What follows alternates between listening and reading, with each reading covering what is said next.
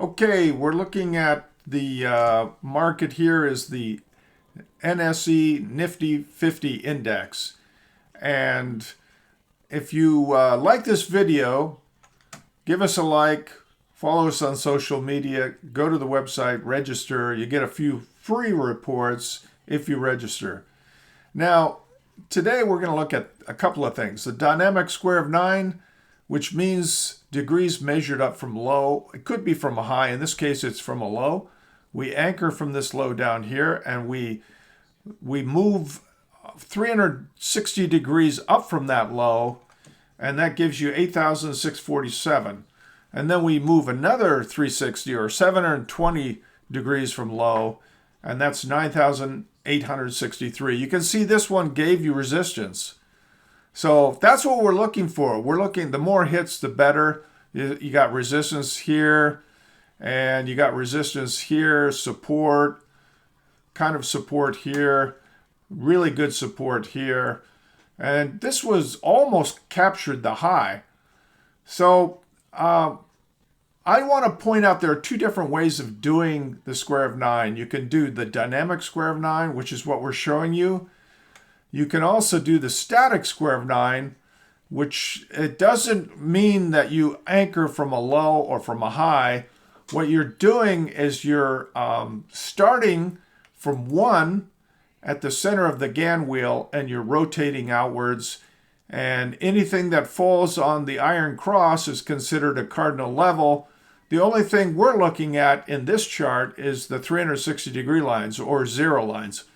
So if you start from the spring equinox and you go 90 degrees, that would be anything that falls on this line. And keep in mind that this chart doesn't stop here. I'm just arbitrarily stopping it here because it goes to infinity, but we can't show you too much without, it gets too big. So, you can put more rings on the circle, but it's hard to view. So anything that falls on this iron cross is an important support or resistance level. So that's what you want to keep in mind. And because this is a high price market, we're just looking at things that are 0 or 360. So if you do a complete revolution, that would be 360. So anything on this side is considered a 360 degree line or a zero line if you like. So I just want to explain that so you're not confused. These are static square of 9 levels. These would be 360 degree lines, all of them. And because it's a high priced market, they're big numbers out here. They keep getting bigger because you're going out and out on the square of 9. Now the dynamic, again, we just start from the low and we measure up from the low. And so you're going to get slightly different numbers, but they're still worth looking at. So we got pretty darn close here to the high. Why didn't we get any higher? Because, hey, the exact number was a static square of 9, 26,270. That gave you the exact high. So that's pretty important. If you can't find an exact hit on a dynamic square of 9, then you look to the static square of 9, and chances are one of the two will give you an exact hit. So we look at both. It's not like one is more important than the other. We just look at both. And so it all comes back to the square of 9. So whether you start from 1 at the center or you start from a low or a high, it's still the square of 9. I just want to get that point across. So the other point to be made here on the dynamic square of 9, because it's a high price market, we're not using 1 point increments. We're using price unit of 10, which means that instead of this thing going out, 1 point each time, it's going out 10 points every time you move a number. So it's just a higher, I'm just saying it makes more sense in a high price market to use a factor or a price unit of 10. So that's why it may be different than what you would see if you actually have the actual square of 9, because the software can do this sort of stuff very easily, but you're not going to get that on a paper version of a square of 9. So I just want to make that distinction. The other thing I would point out on this chart, we've added these blue lines, 45-degree lines, and we're using a price unit of 120 points.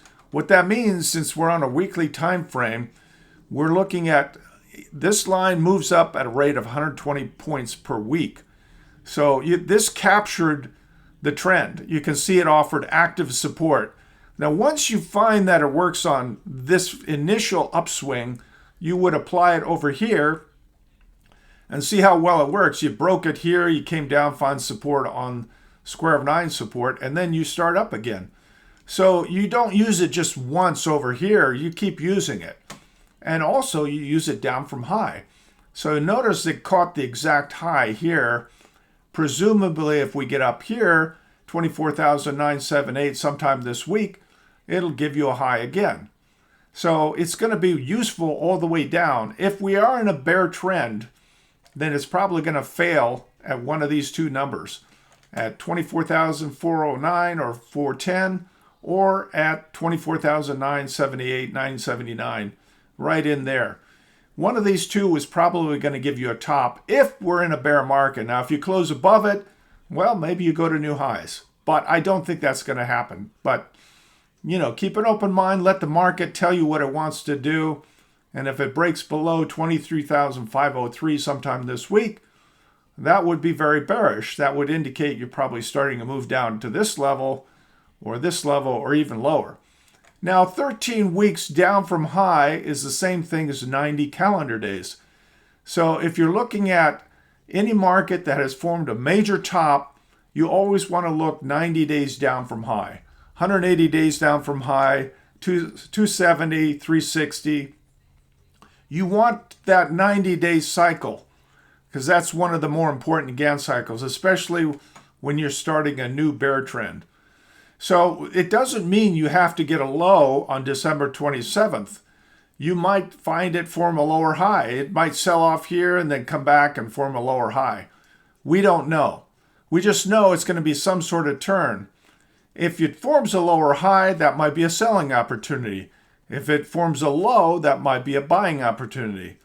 So just keep an open mind. Let the market tell you what it wants to do.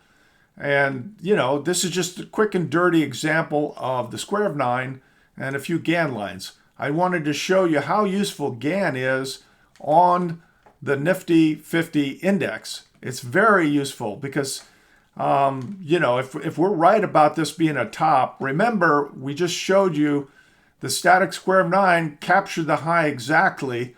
So we're reasonably confident that that was a major top. It might not be, but you also have a 78-week cycle that called the high. 78, if you think about it, 26 weeks is 180 days. And then you got a full year cycle, 52 weeks. Well, 78 is 1.5 years. That's a big cycle for Gann. So we're looking at both of these charts. We're following it very closely. And I hope this has been helpful. If you like this style of report, give us a like.